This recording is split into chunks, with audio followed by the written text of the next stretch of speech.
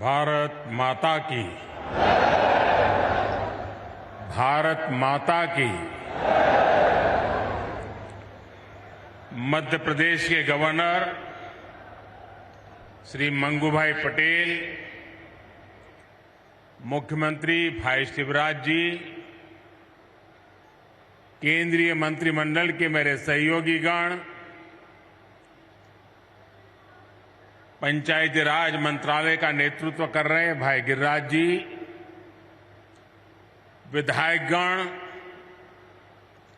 सांसदगण, अन्य सभी महानुभाव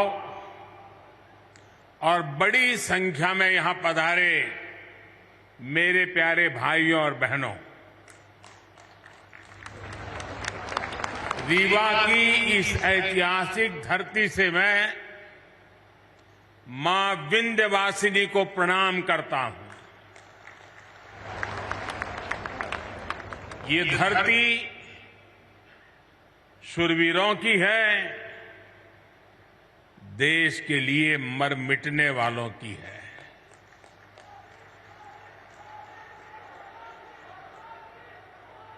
मैं अनगिनत बार रीवा आया हूं, आपके बीच आया हूं और हमेशा मुझे आपका भरपूर प्यार और स्नेह मिलता रहा है।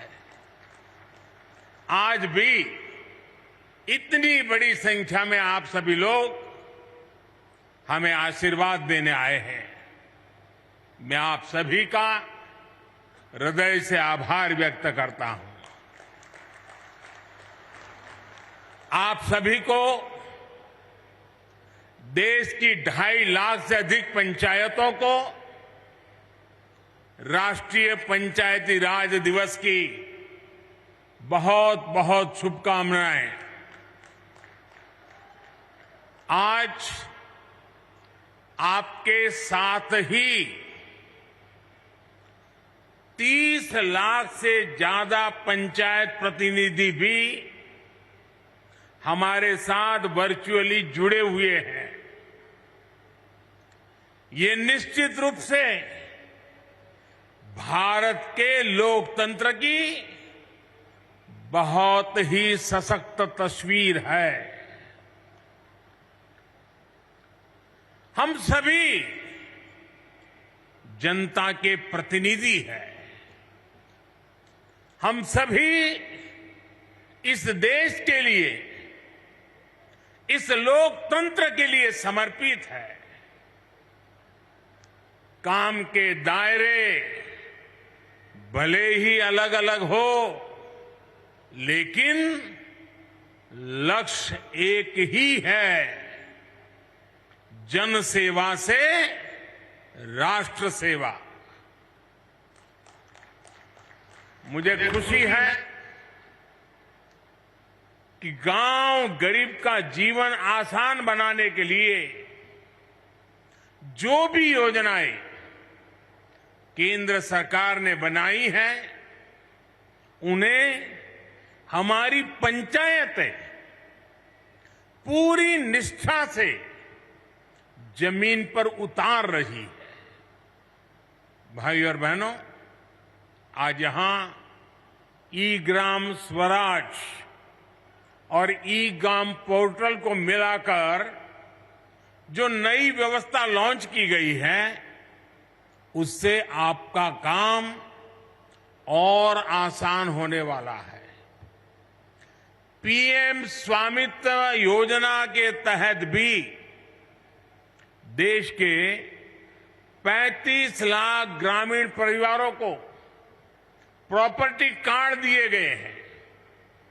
आज मध्य प्रदेश के विकास से जुड़ी 17,000 करोड़ रुपए से अधिक की परियोजनाओं का शिलान्यास और लोकार्पण भी हुआ है। इसमें रेलवे के प्रोजेक्ट्स हैं, गरीबों को पक्के घर के प्रोजेक्ट्स हैं, पानी से जुड़ी परियोजनाएं हैं, गांव गरीब का जीवन आसान बनाने वाले, रोजगार का निर्माण करने वाले इन प्रोजेक्ट्स के लिए भी मैं आप सभी को बहुत बहुत बधाई देता हूं। साथियों, आजादी के इस अमृत काल में हम सभी देशवासियों ने विकसित भारत का सपना देखा है और उसे पूरा करने के लिए दिन रात मेहनत कर रहे हैं। भारत को विकसित बनाने के लिए भारत के गांवों की सामाजिक व्यवस्था को विकसित करना जरूरी है। भारत को विकसित बनाने के लिए भारत के गांवों की आर्थिक व्यवस्था को विकसित करना जरूरी है। भारत को विकसित बनाने के लिए भारत के गांवों की पंचायती व्यवस्था को भी विकसित करना जरूरी है। इसी सोच के साथ हमारी सरकार देश की पंचायती राज व्यवस्था को मजबूत करने के लिए लगातार काम कर रही है। पहले की सरकारों ने कैसे पंचायतों से भेदभाव किया और उनसे उल्टा कैसे हम उन्हें सशक्त कर रहे हैं, पंचायतों में सुविधा बढ़ा रहे हैं, ये आज गांव वाले भी देख रहे हैं, देश के लोग भी देख रहे हैं। 2014 के पहले पंचायतों के लिए वित्त आयोग का अनुदान 17,000 करोड़ रुपए से भी कम था। आंकड़ा याद रखोगे आप? आंकड़ा याद रखोगे? कुछ आप बताओगे तो मुझे पता चलेगा। याद रखोगे? 14 के पहले 17,000 करोड़ से कम।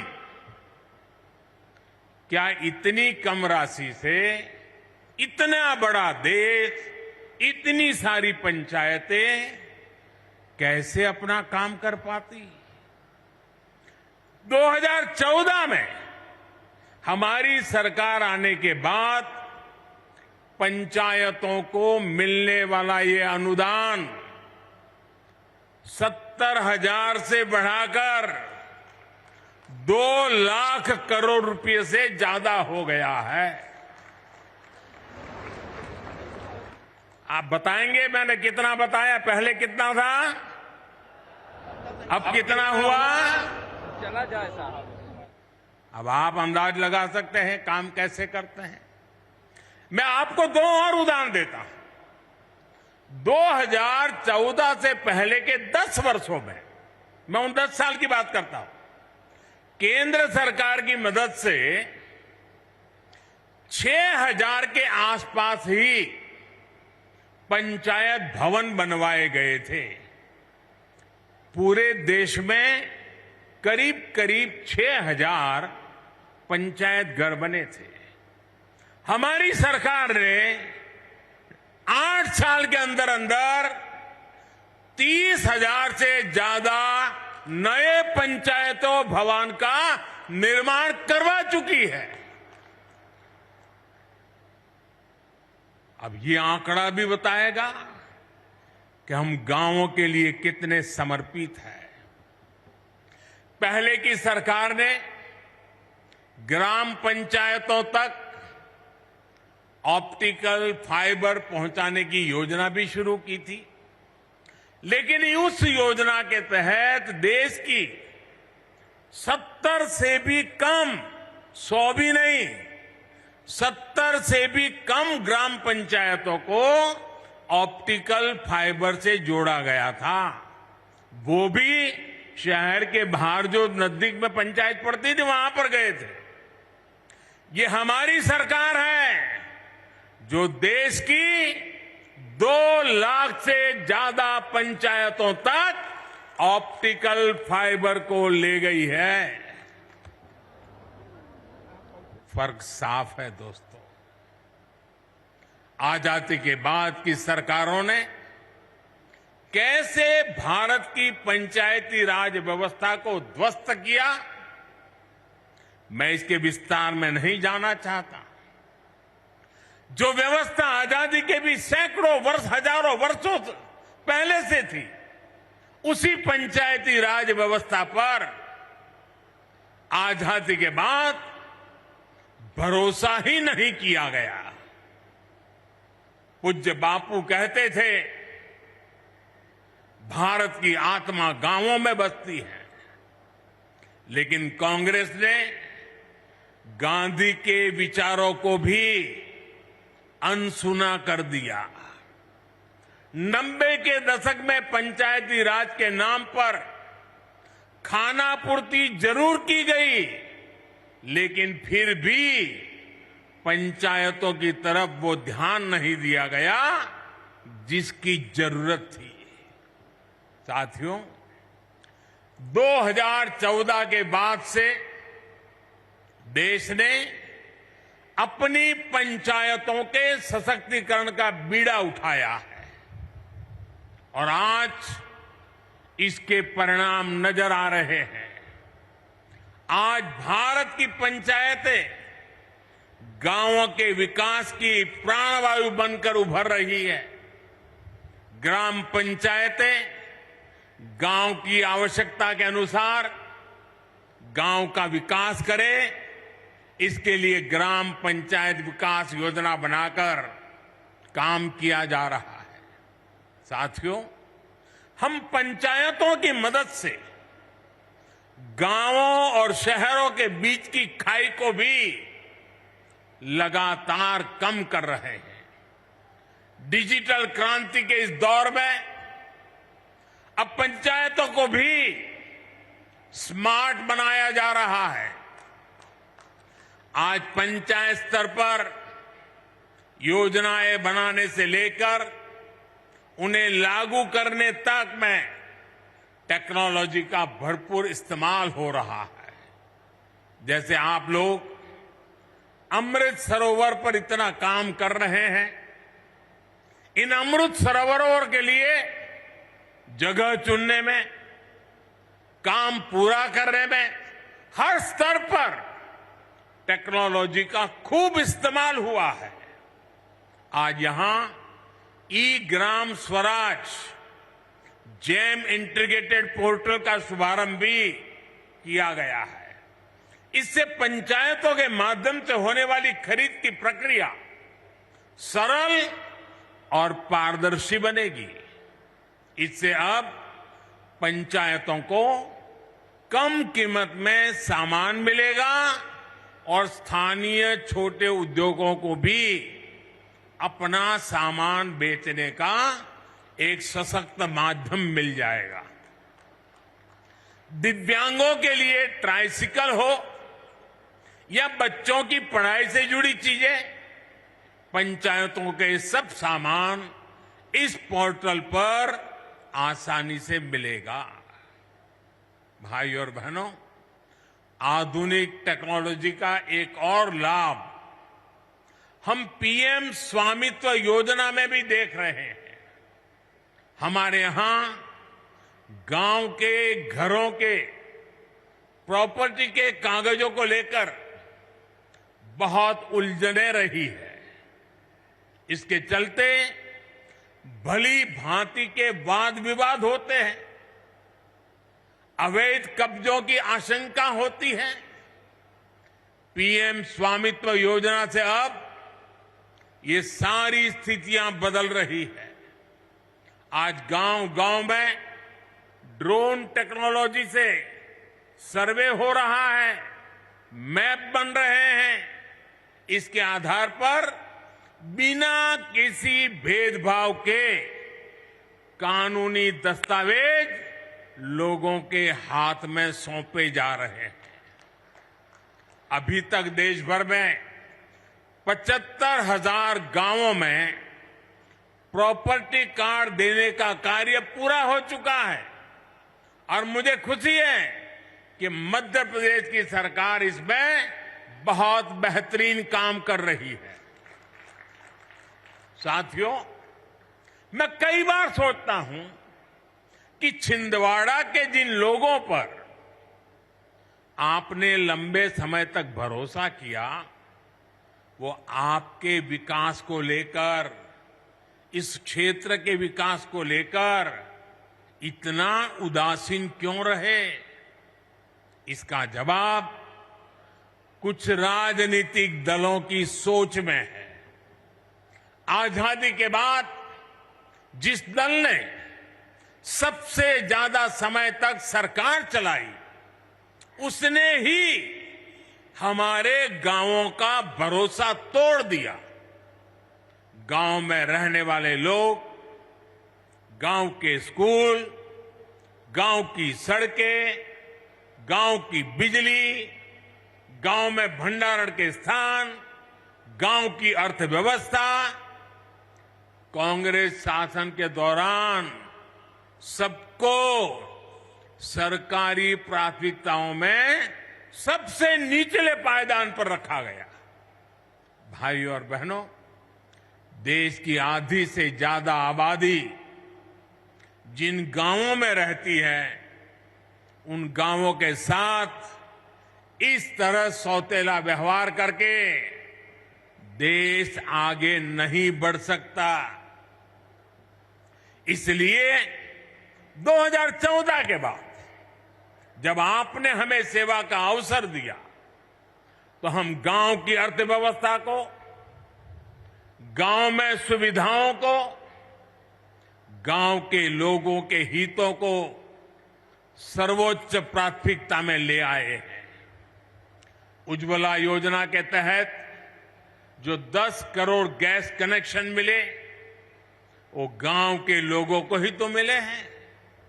हमारी सरकार में गरीबों के जो देश भर में 4.25 करोड़ से भी अधिक घर बने हैं, उसमें से 3 करोड़ से अधिक घर गांव में ही तो बने हैं। और इसमें भी बड़ी बात यह है कि इन ज्यादातर घरों में मालिकाना हक हमारी बहनों, बेटियों, माताओं का भी है। हमारे यहां एक ऐसी ट्रेडिशन चली, घर हो तो पुरुष के नाम पर, दुकान हो पुरुष के नाम पर, गाड़ी हो पुरुष के नाम पर, खेत हो पुरुष के नाम पर, महिलाओं के नाम पर कुछ होता ही नहीं था। हमने ये रिवाज बदला है और मालिकाना हक हमारी माताएं, बहनें, बेटियां बने। साथियों, भाजपा की सरकार ने देश की करोड़ों महिलाओं को घर की मालकिन बनाया है। और आप जानते हैं, आज के समय में पीएम आवास का हर घर लाख रुपए से भी ज्यादा कीमत का होता है। यानी भाजपा ने देश में करोड़ों दीदी को लखपति दीदी बनाया है। मैं इन सभी लखपति दीदियों को प्रणाम करता हूं। आप आशीर्वाद दीजिए कि देश में और कोटि दीदी भी लखपति बने, इसके लिए हम काम करते रहे। आज ही यहां 4 लाख लोगों का उनके अपने पक्के घर में गृह प्रवेश हुआ है। इसमें भी बहुत बड़ी संख्या में लखपति दीदी बन गई है। मैं सभी को बहुत बहुत बधाई देता हूं। साथियों, पीएम सौभाग्य योजना के तहत जिन 2.5 करोड़ घरों में बिजली पहुंची, उनमें से ज्यादातर गांव के ही घर हैं। गांव के रहने वाले मेरे भाई बहन हैं। गांव के लोगों के लिए हमारी सरकार ने हर घर जल योजना भी शुरू की है। सिर्फ 3-4 साल में इस योजना की वजह से देश के 9 करोड़ से अधिक ग्रामीण परिवारों को घर में नल से जल मिलने लगा है। यहां एमपी में भी गांव में रहने वाले सिर्फ 13 लाख परिवारों तक नल से जल पहुंचता था। पहले की बात करता हूं। आज एमपी के गांवों में करीब करीब 60 लाख घरों तक नल से जल पहुंचने लगा है और आपका एक जिला तो 100% हो गया है। साथियों, हमारे गांव के लोगों का पहले देश के बैंकों पर अधिकार ही नहीं माना जाता था, बुला दिया गया था। गांव के ज्यादातर लोगों के पास ना बैंक खाते होते थे और ना ही उन्हें बैंकों से सुविधा मिलती थी। बैंक खाता ना होने की वजह से सरकार जो पैसा गरीबों के लिए भेजती थी वो भी बीच में ही लूट जाता था। हमारी सरकार ने इसे भी पूरी तरह बदल दिया है। हमने जनधन योजना चलाकर गांव के 40 करोड़ से ज्यादा लोगों के बैंक खाते खुलवाए। हमने इंडिया पोस्ट पेमेंट बैंक के माध्यम से पोस्ट ऑफिस का उपयोग करके गांवों तक बैंकों की पहुंच बढ़ाई। हमने लाखों बैंक मित्र बनाए, बैंक सखियों को प्रशिक्षित किया। आज इसका प्रभाव देश के हर गांव में नजर आ रहा है। देश के गांवों को जब बैंकों की ताकत मिली है तो खेती किसानी से लेकर व्यापार कारोबार तक सब में गांव के लोगों की मदद हो रही है। साथियों, पहले की सरकारों ने भारत के गांवों के साथ एक और बड़ा अन्याय किया था। पहले की सरकारें गांव के लिए पैसे खर्च करने से बचती थी। गांव अपने आप में कोई वोट बैंक तो था ही नहीं, इसलिए उन्हें नजरअंदाज किया जाता था। गांव के लोगों को बांटकर कई राजनीतिक दल अपनी दुकान चला रहे थे। भारतीय जनता पार्टी ने गांवों के साथ हो रहे इस अन्याय को भी समाप्त कर दिया है।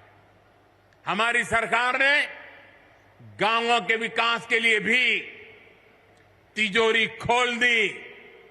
आप देखिए, हर घर जल योजना पर 3.5 लाख करोड़ रुपए से ज्यादा खर्च किया जा रहा है। पीएम आवास योजना पर भी लाखों करोड़ रुपए खर्च किए जा रहे हैं।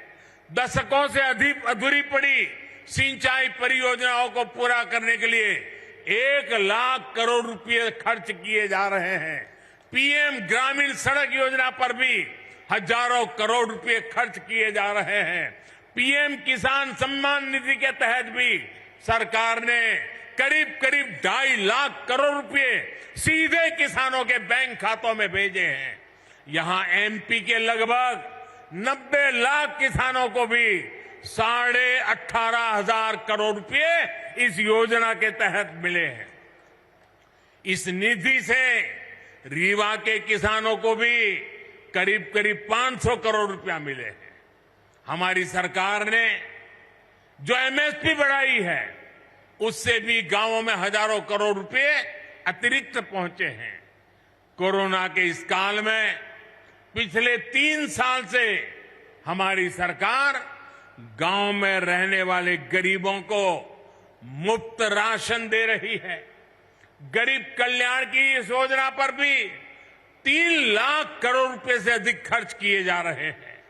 साथियों, जब गांव में विकास के इतने काम होते हैं, जब इतना सारा पैसा खर्च होता है, तो गांव में रोजगार के अवसर भी बनते हैं। गांव में रोजगार, स्वरोजगार को गति देने के लिए, गांव के लोगों को गांव में ही काम देने के लिए केंद्र सरकार मुद्रा योजना भी चला रही है। मुद्रा योजना के तहत लोगों को बीते वर्षों में 24 लाख करोड़ रुपए की मदद दी गई है। इससे गांवों में भी करोड़ों लोगों ने अपना रोजगार शुरू किया है। मुद्रा योजना की बहुत बड़ी लाभार्थी भी हमारी बहनें हैं, बेटियां हैं, माताएं हैं। हमारी सरकार की योजनाएं किस तरह गांव में महिला सशक्तिकरण कर रही है, गांव में महिलाओं को आर्थिक रूप से सशक्त कर रही है, उसकी चर्चा आज हर तरफ है। बीते 9 साल में 9 करोड़ महिलाएं सेल्फ हेल्प ग्रुप में शामिल हुई है। यहां मध्य प्रदेश में भी 50 लाख से ज्यादा महिलाएं स्वयं सहायता समूहों से जुड़ी है। हमारी सरकार में हर स्वयं सहायता समूह को बिना बैंक गारंटी 20 लाख रुपए तक का ऋण दिया जा रहा है। कितने ही लघु उद्योगों की कमान अब महिलाएं ही संभाल रही है। यहां तो राज्य सरकार ने हर जिले में दीदी कैफे भी बनाया है। पिछले पंचायत चुनावों में सेल्फ हेल्प ग्रुप से जुड़ी करीब 17,000 बहनें पंचायत प्रतिनिधि के तौर पर चुनी गई है। ये अपने आप में बड़े गर्व की बात है। मैं मध्य प्रदेश की नारी शक्ति को इसके लिए फिर एक बार बहुत बहुत बधाई देता हूं। साथियों, आज यहां आजादी के अमृत महोत्सव में समावेशी विकास का अभियान भी शुरू हुआ है। ये विकसित भारत के निर्माण के लिए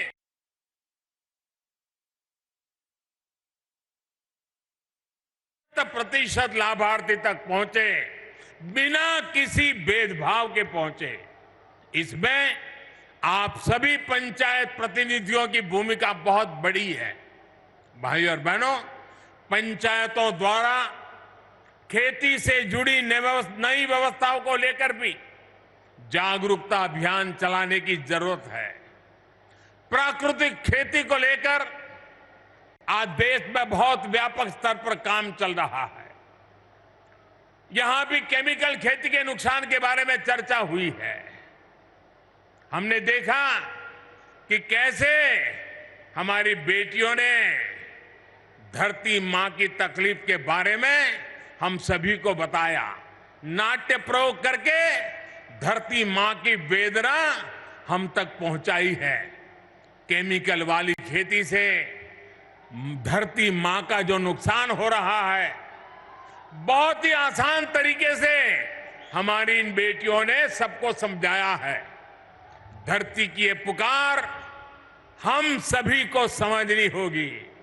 हमें हमारी मां को मारने का हक नहीं है। ये धरती हमारी मां है, उस मां को मारने का हमें अधिकार नहीं है। मेरा आग्रह है कि हमारी पंचायतें प्राकृतिक खेती को लेकर जन जागरण अभियान चलाए। छोटे किसान हो, पशुपालक हो, मछुआरे भाई बहन हो, इनकी मदद के लिए जो अभियान केंद्र सरकार चला रही है, उसमें भी पंचायतों की बड़ी भागीदारी है। जब आप विकास से जुड़ी हर गतिविधि से जुड़ेंगे तो राष्ट्र के सामूहिक प्रयासों को बल मिलेगा। यही अमृत काल में विकसित भारत के निर्माण की ऊर्जा बनेगी। साथियों, आज पंचायती राज दिवस पर मध्य प्रदेश विकास को नई गति देने वाली कई और परियोजनाओं का शिलान्यास और लोकार्पण हुआ है। Chhindwara Nainpur Mandla fort rail line के बिजलीकरण से इस क्षेत्र के लोगों की दिल्ली, चेन्नई और हावड़ा, मुंबई तक कनेक्टिविटी और आसान हो जाएगी। इसका बड़ा लाभ हमारे आदिवासी भाई बहनों को भी होगा। आज छिंदवाड़ा नैनपुर के लिए नई ट्रेनों भी शुरू हुई है। इन नई ट्रेनों के चलने से कई कस्बे और गांव अपने जिला मुख्यालय छिंदवाड़ा, सिवनी से सीधे जुड़ जाएंगे।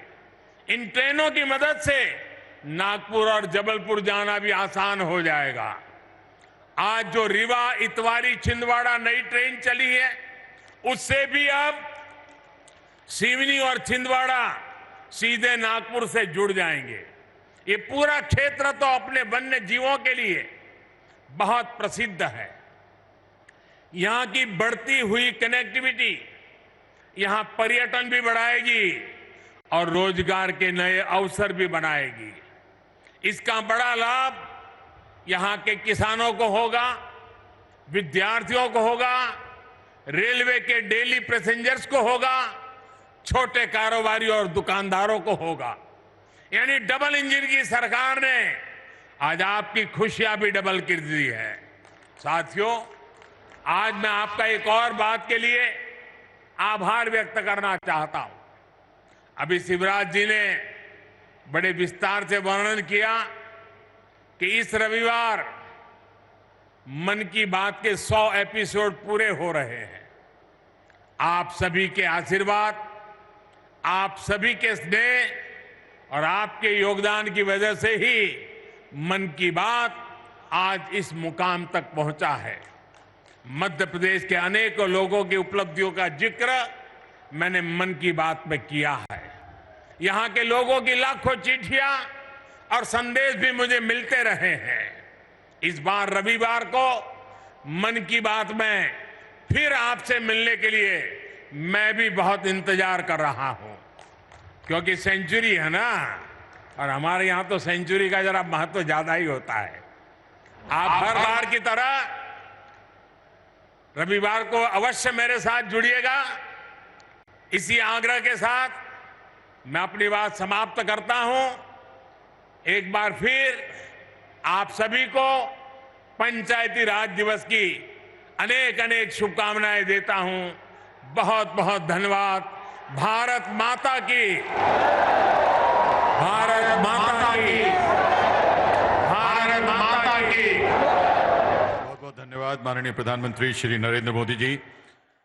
आपके साथ साथ मंच पर आसीन माननीय राज्यपाल महोदय, माननीय मुख्यमंत्री महोदय, माननीय केंद्रीय मंत्रीगण, राज्य सरकार के माननीय मंत्रीगण, माननीय सांसदगण, माननीय विधायकगण, सभी का उपस्थिति के लिए विनम्र आभार।